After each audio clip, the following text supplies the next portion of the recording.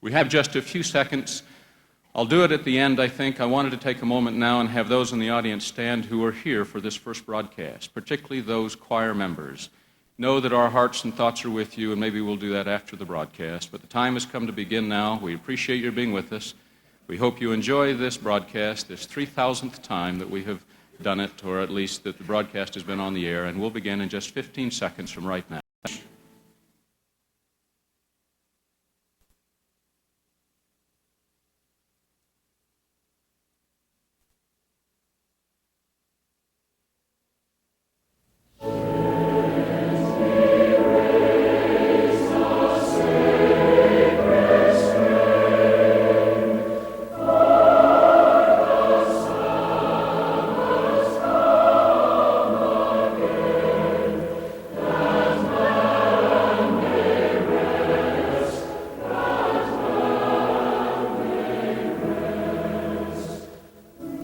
Once more, we welcome you within these walls with music and the spoken word from the crossroads of the West. We bring you at this hour the Mormon Tabernacle Choir from Temple Square in Salt Lake City, with Gerald Otley conducting the choir, John Longhurst, Tabernacle organist, and the spoken word given by Spencer Kennard.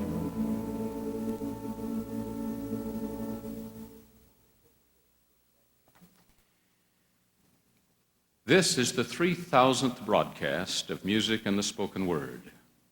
3,000 times each week for years, for decades, for more than half a century now, lifting its voice, casting its hymns and anthems along the electronic airways of a nation. Not for compensation nor commendation, sings the choir, but for the simple joy of being and in praise of Him who gave us song. Sing. And rejoice to the Lord, our God. Sing and rejoice and lift our hearts to the glory of the Lord our God. Sing and rejoice to the Lord our God.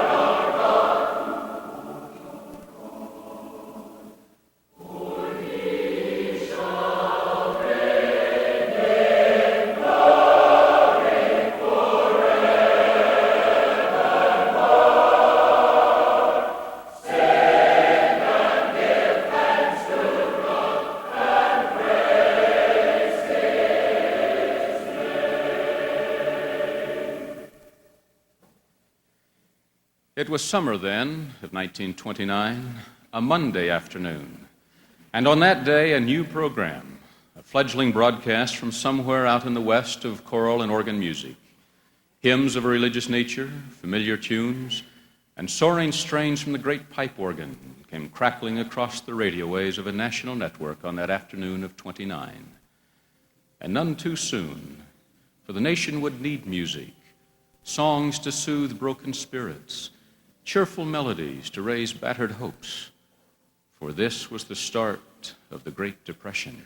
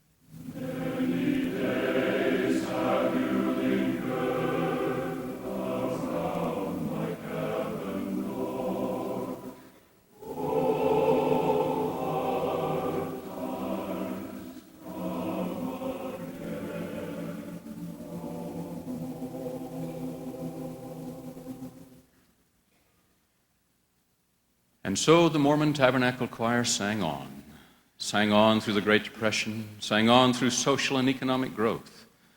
The broadcast was changed to Sunday, but the program remained the same, people singing to people. Then came a war, and America's young men marched off to fight and die for a belief, an intangible called freedom. And the voice of the choir became soft and hushed, sharing the world's sorrows, praying for the return of sons and fathers, hoping for the return of peace.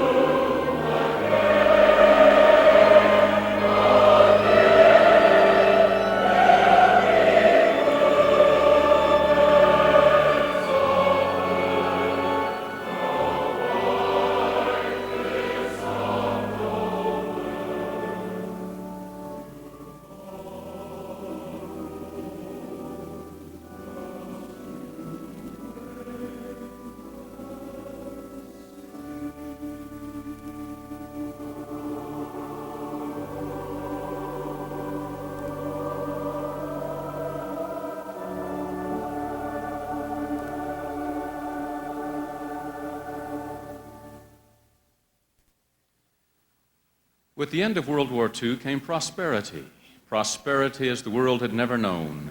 Free men with singing hearts and hammers, sons of immigrants, grandsons of the tired and poor, the rejected, the pioneers and adventurous of all nations. Here at last, free to live, to love, to learn, and to work, especially to work. To these and of these sang the choir, these builders of the nation.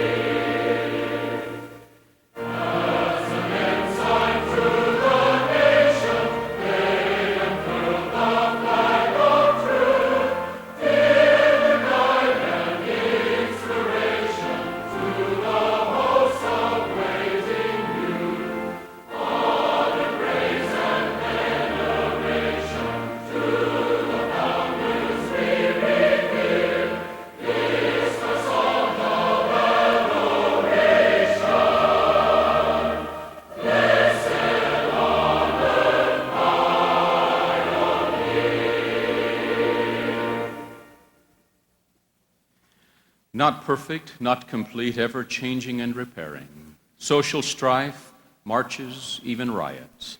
Maintaining the dream for all, sustaining the standard set by those who came before. Perhaps the essence of what is good in all men, distilled here from among the nations in this cauldron of humanity. It is this ideal which has been a primary theme to the choir. Songs of praise for a nation which has become synonymous with hope, equivalent to liberty, a sanctuary for the dreams of man.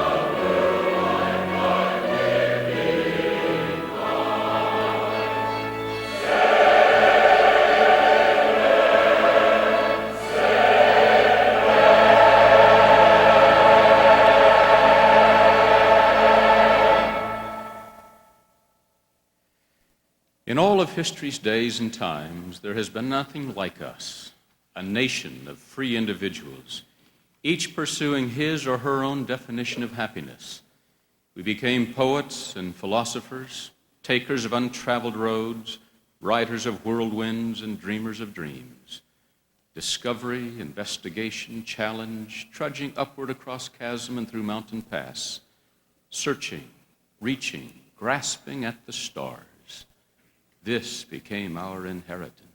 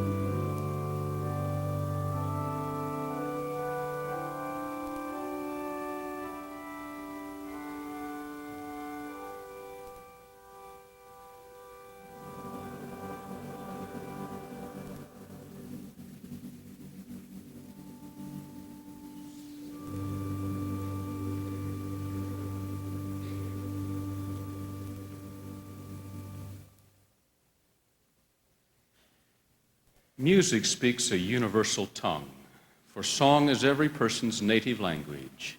Beyond words, above speech, transcending even thought, is music. Like the towering spires of Gothic cathedrals, music's prayerful hymns point out and point our hearts toward the billowing heavens and to God.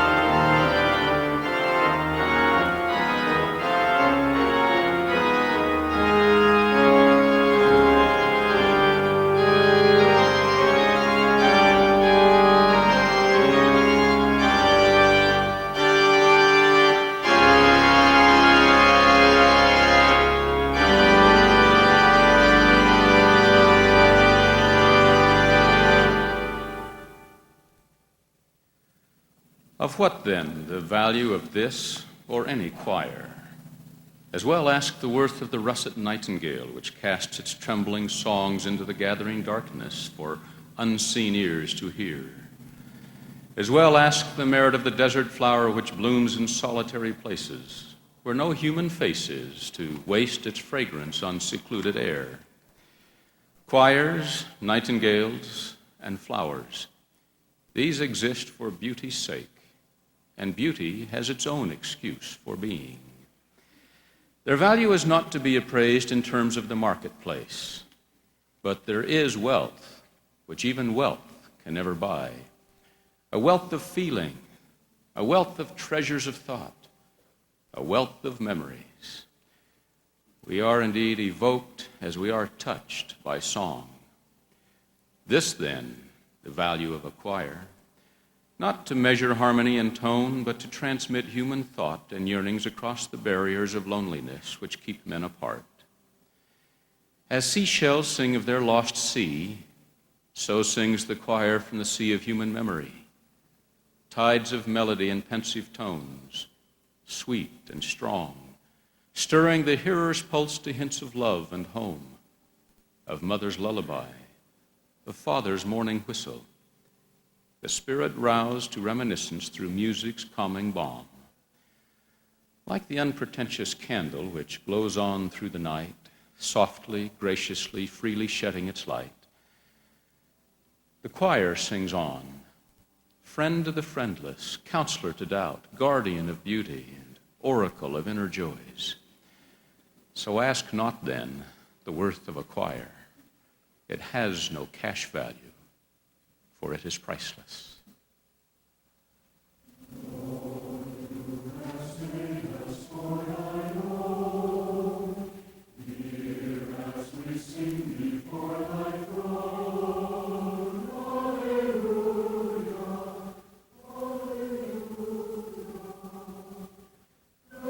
Accept thy children's reverent praise, for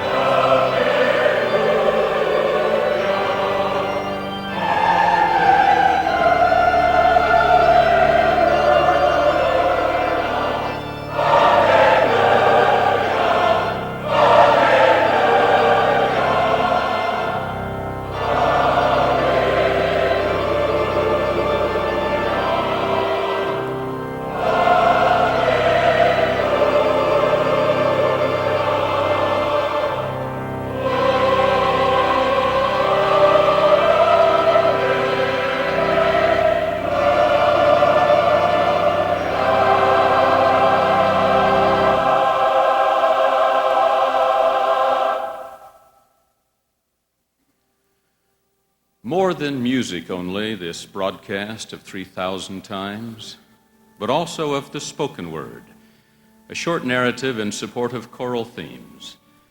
And for 40 years, the voice of that encouragement was Richard L. Evans. His face was barely known among the majority of those who heard him, but his voice, his kindly voice, was known and loved by millions. It was gentle and soft, but pierced the heart with the human logic and affection of a father.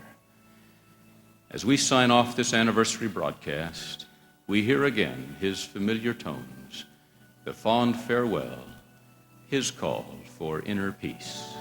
Again we leave you within the shadows of the everlasting hills. May peace be with you this day and always.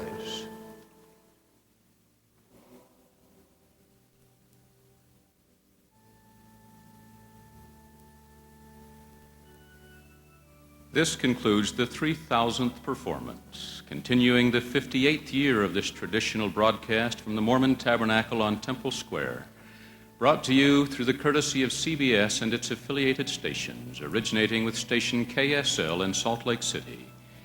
Gerald Otley and Donald Ripplinger conducted the choir, John Longhurst was at the organ, and the spoken word given by Spencer Kennard. In another 7 days, at this same hour, music and the spoken word will be heard again from the crossroads of the West. This is the CBS Radio Network.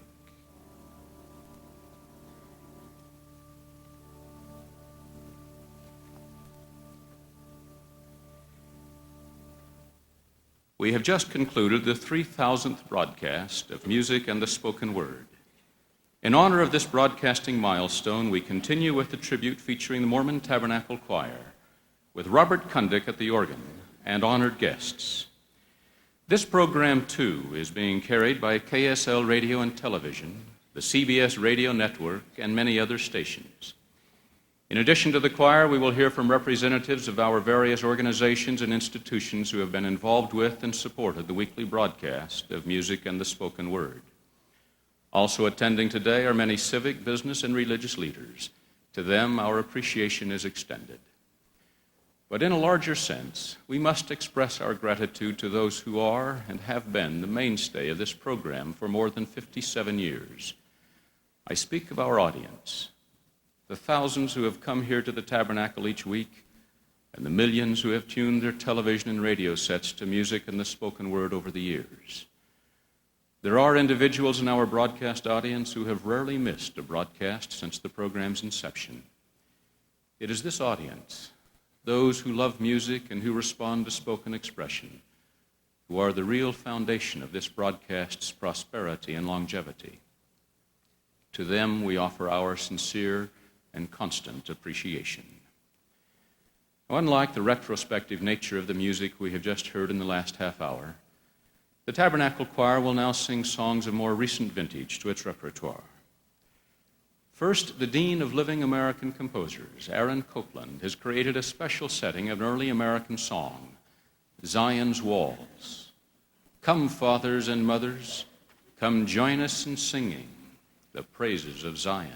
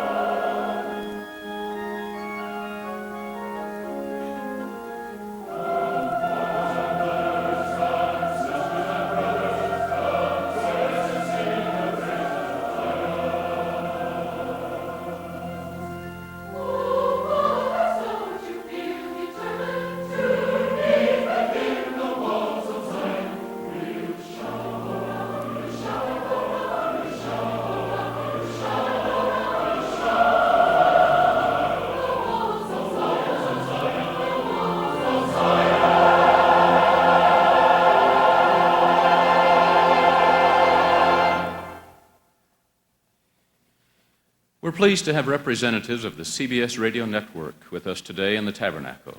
And we'll be honored now to hear from the Vice President of Affiliate Relations of CBS Radio, Mr. John Burroughs. Following Mr. Burroughs, the Governor of the State of Utah, the Honorable Norman Bangerter, whose secretary is a member of the Tabernacle Choir, will comment. Mr. Burroughs.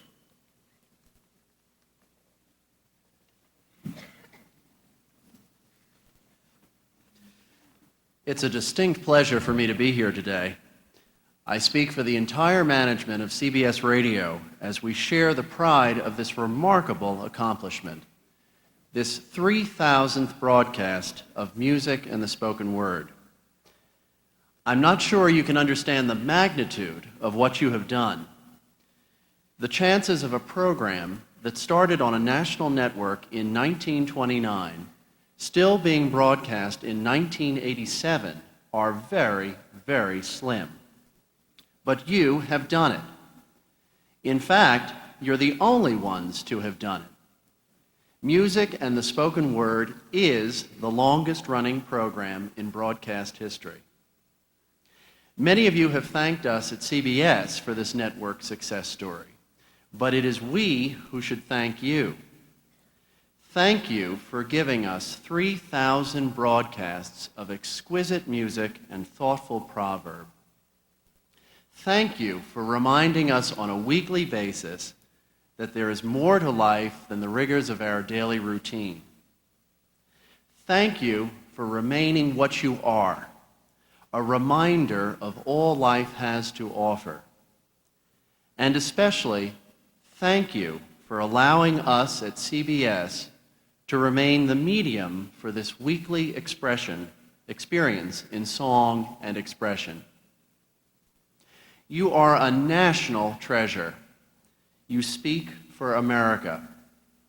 As the inspiring program of today has pointed out, you mirror our national hopes, our sorrows, our challenges, and our future. You also preserve for us what is very dear and uniquely American. In all of your music, you have kept alive for us something personal, something very valuable. You have touched what is universal in all people. You have not marketed church, but moral ideals. At the CBS Radio Network, we take pride in all our programming, from the news that is reported from around the globe, to informational broadcasts that assist people in their daily lives, to the enjoyment of live sporting events. We take a special pride in the weekly music and the spoken word broadcasts. They hold a special place in our schedule and on the air of radio stations across the country. Again, thank you. May you enjoy many more birthdays of this nature, and may we at CBS enjoy them with you.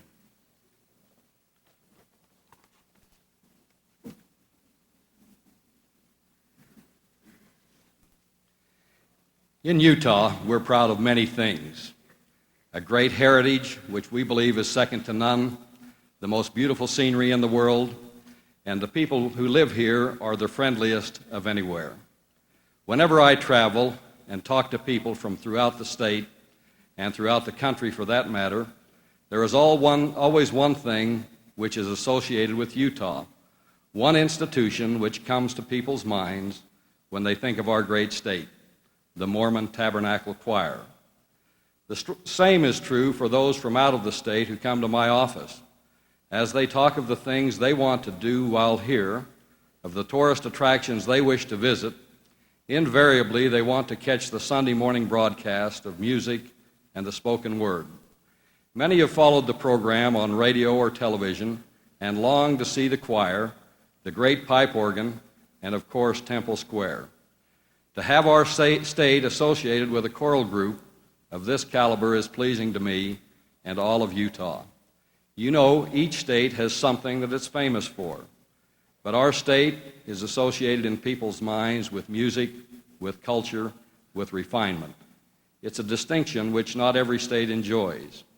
For this distinction, we express our thanks to all that are involved, the choir itself, KSL Radio and Television, CBS Radio and Television Network, and of course the church, for making our choir the nation's choir. Congratulations on the 3,000th broadcast, and peace be with you.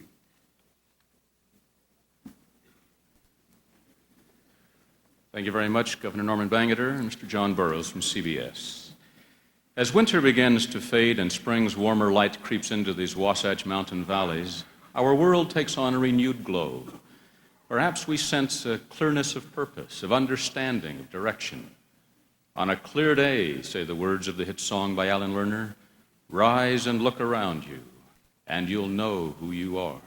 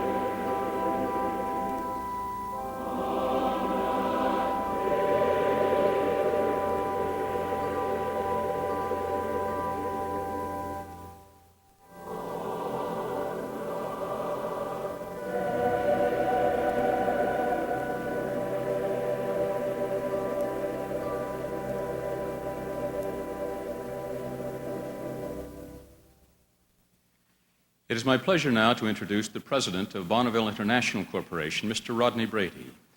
Bonneville is the parent company of KSL Radio and Television and Bonneville Media Communications, the companies responsible for the weekly production of music and the spoken word.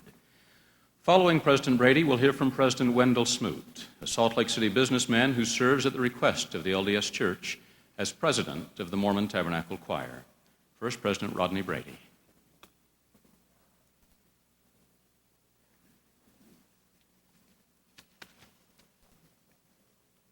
The inspiring music and uplifting narrative we have heard today communicates far more eloquent than can I the quality of program and service provided by this world-renowned choir to society, to our nation, and to the world through the last half-century.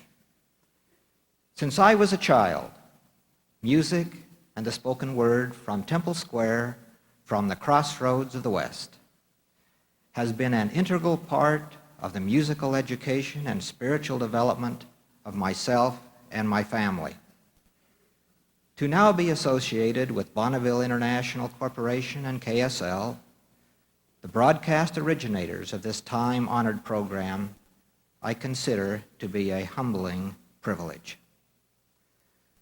As a token of the high esteem and pride we of Bonneville and KSL hold for music and the spoken word, I am honored to present an antique-style radio to the Tabernacle Choir. This radio is of the vintage that listeners might have utilized during the earliest broadcasts of the choir and symbolizes the proud and hopeful beginnings of this unique and time-honored organization. We at Bonneville International Corporation and KSL say simply, thank you, and may God continue to bless you.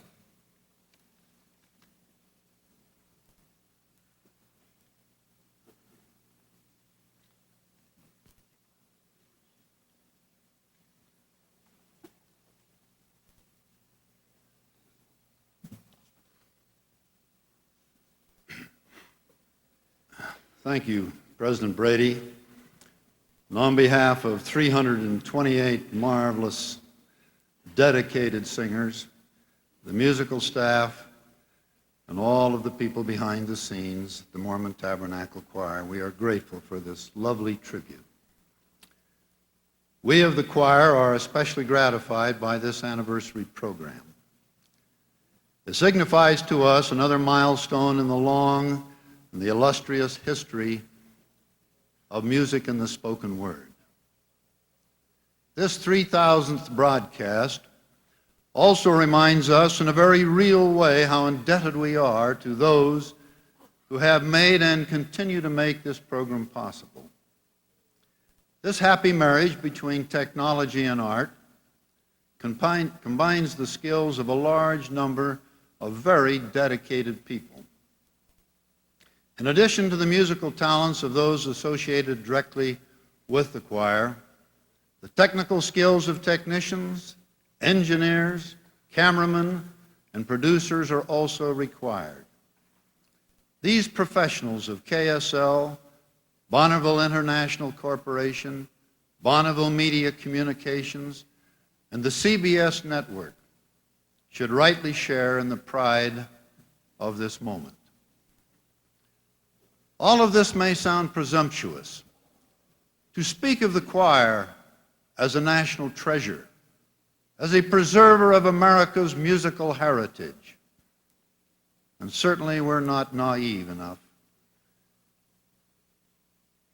In our role on the American scene, or as to our place in the American scene. To say that we are always on the charts, or that we are America's favorite singing group, would be a misnomer and quite simply untrue. But on the other hand, while literally hundreds of groups and individuals have flashed across the fickle sky of popularity for a brief moment and then burned out, we have remained. This in itself is no small accomplishment. In my mind, I believe the reason for this success is that we sing not only to a national audience, but to an individual people. In fact, our audience ratings, which continue to grow, attest to this. I know that there are people who listen to us and who need us. And I know this because we hear from them almost weekly. I know that there are shut-ins who wait each week for us to people their solitude with song.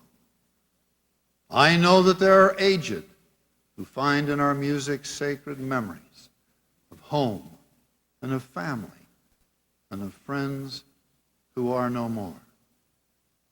I know that there are people for whom the Sunday broadcast is their only church, their only contact with religion, and perhaps with God. And I know that many who listen to us seek a beauty and refinement which may be missing in much of the music of today. How many there are of these, I do not know, and perhaps will never know. But it doesn't matter. Because if there is only one who needs us, who waits for our broadcast, we will continue to sing with a joyous heart. Therefore, on this special occasion, when we honor both the past and the future, we say we have come far, but we still have far to go. And all it is and has been is only a beginning. Thank you. Thank you, President Wendell Smoot and President Rodney Brady. The Tabernacle Choir will now sing of the joy of our Father in heaven when we do as commanded, based on the text of Old Testament prophet Zephaniah, who said, "The Lord your God will exult over you. He will dance with shouts of joy for you." After the choir sings and the Father will dance, we will hear from President Gordon B. Hinckley, first counselor in the First Presidency of the Church of Jesus Christ of Latter-day Saints, who supports the choir, who has long been a counselor, a leader, and a friend of the Tabernacle Choir and its broadcast.